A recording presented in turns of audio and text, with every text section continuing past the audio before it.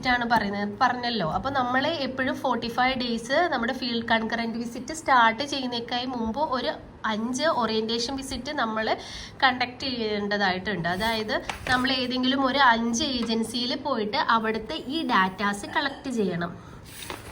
ഇത്രയും datas collect ചെയ്യണം. Learning process വരെ നമ്മളിത് കളക്ട് ചെയ്യണം. ഇവിടെ നമ്മൾ ഒന്നും എഴുതണ്ട. ചിലവർക്ക് തെറ്റുപറ്റി ഇതിൻ്റെ നേരെ കൊണ്ടുവന്ന് ഫില്ല് ചെയ്ത് വിടും. അങ്ങനെയല്ല, ഇതൊരു പ്രൊഫോമ മാത്രമാണ്.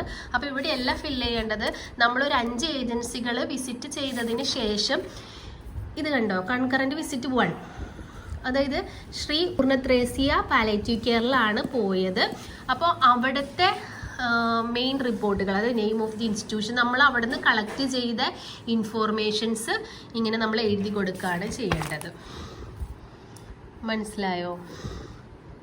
നമ്മളൊരു ഏജൻസിയിൽ പോവാം, അതായത് സോഷ്യൽ വർക്ക് MSW